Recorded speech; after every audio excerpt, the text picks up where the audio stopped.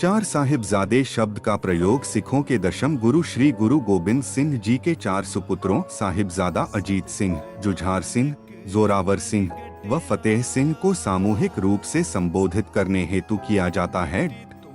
भारत पर मुगलों ने कई सौ बरस तक राज किया। उन्होंने इस्लाम धर्म को पूरे भारत में फैलाने के लिए हिंदुओं पर जुल्म भी किए।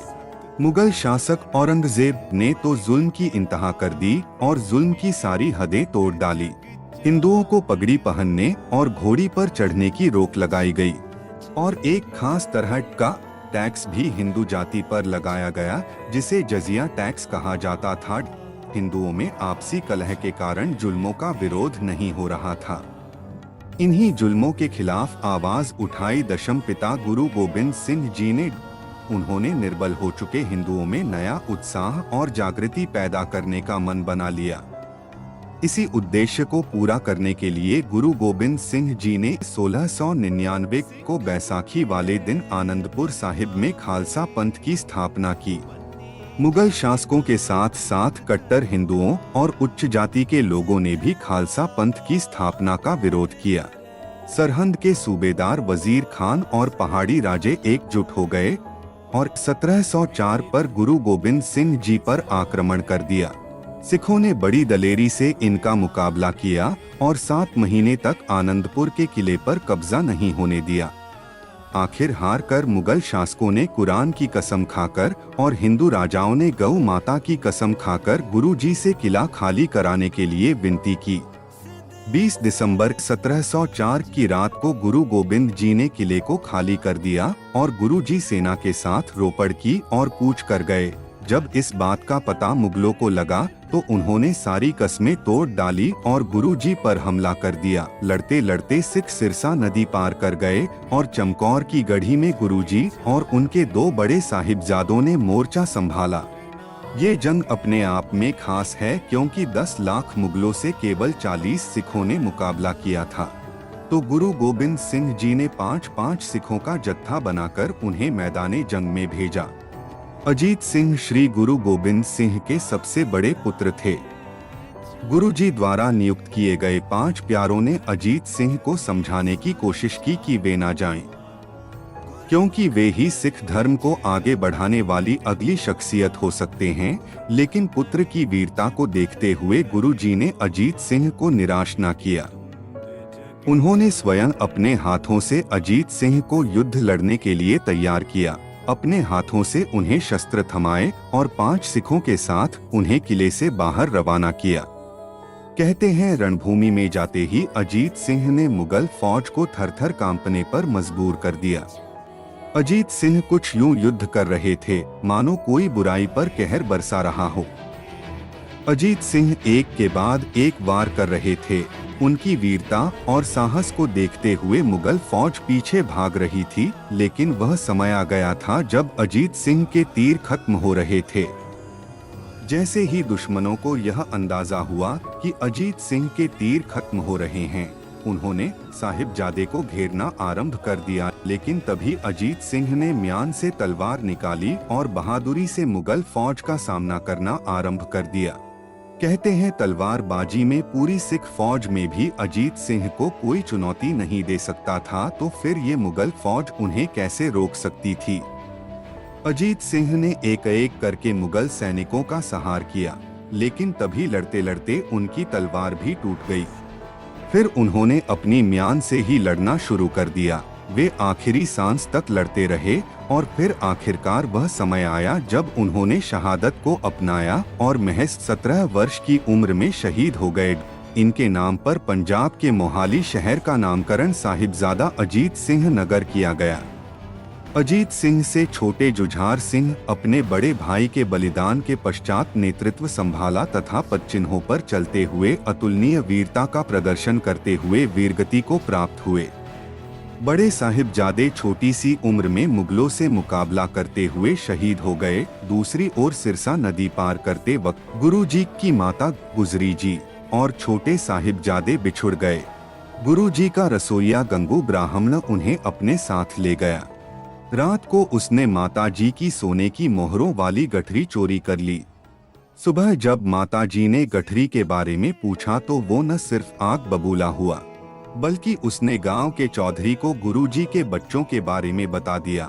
और इस तरह ये बात सरहंद के नवाब तक पहुंच गई। सरहंद के नवाब ने उन्हें ठंडे बुर्ज में कैद कर दिया।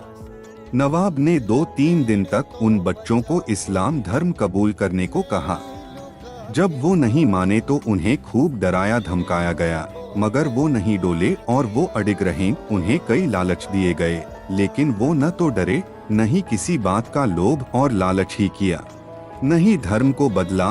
दोनों साहिबजादे गरज कर जवाब देते, हम अकाल पुरख परमात्मा और अपने गुरु पिताजी के आगे ही सिर झुकाते हैं, किसी और को सलाम नहीं करते। हमारी लड़ाई अन्याय, अधर्म एवं जुल्म के खिलाफ है। हम तुम्हारे इस जुल्म के खिलाफ प्राण दे देंगे, लेकिन झुकेंगे नहीं। सुचानंद दीवान ने नवाब को ऐसा करने के लिए उकसाया और यहाँ तक कहा कि यह सांप के बच्चे हैं, इनका कत्ल कर देना ही उचित है। आखिर में काजी को बुलाया गया, जिसने उन्हें जिंदा ही दीवार में चिनवा देने का फतवा दे दिया। उस समय मलेरकोटला के नवाब शेर मोहम्मद खां भी वहां उपस्थित थे। उसने इस बात का विरोध किया।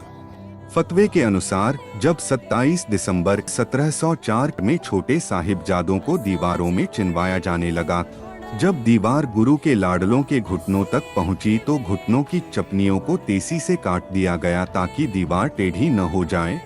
जुल्म की इंतहा तो तब हो गई जब दीवार साहिबजादों के सिर तक पहुंची। साहिबजादों को शहीद कर दिया। छोटे साहिबजादों की शहीदी की खबर सुनकर उनकी दादी स्वर्ग सिधार गई। इतने से भी इन जालिमों का दिल नहीं भरा और लाशों को खेतों में फेंक दिया गया, जहां एक शेर ने शरीरों की रक्षा की।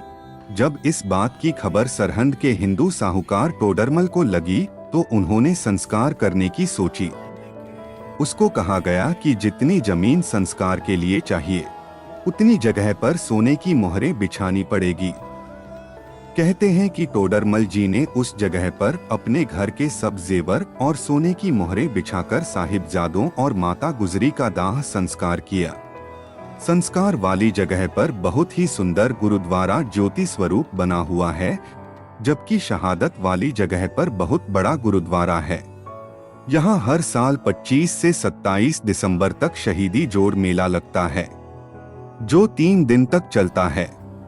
धर्म की रक्षा के लिए नन्हें बालकों ने हंसते हंसते अपने प्राण न्यौछावर कर दिए, मगर हार नहीं मानी।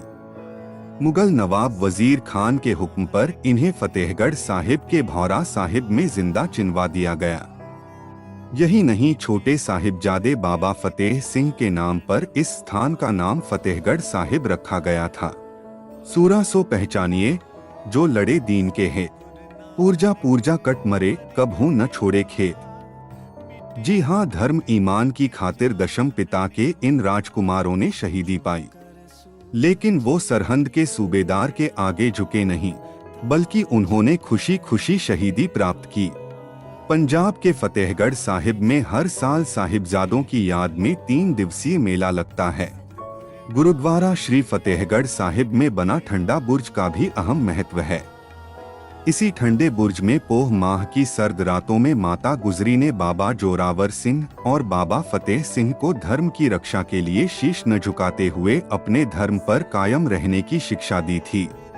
गुरु गोबिंद सिंह जी के चारों साहिबजादों की पढ़ाई और शस्त्र विद्या गुरु साहिब की निगरानी में हुई। उन्होंने घुड़सवारी, शस्त्र विद्या और तीर अंदाजी में अपने राजकुमारों को माहिर बना दिया। दशम पिता के चारों राजकुमारों को साहिबजादे इसलिए कहा जाता है क्योंकि 2-2 साहिबजादे इकट्ठे शहीद हुए थे। इसलिए इनको बड़े साहिबजादे और छोटे साहिबजादे कहकर याद किया जाता है। जोरावर सिंह जी की शहीदी के समय उम्र 9 साल, जबकि बाबा फतेह सिंह की उम्र 7 साल की थी।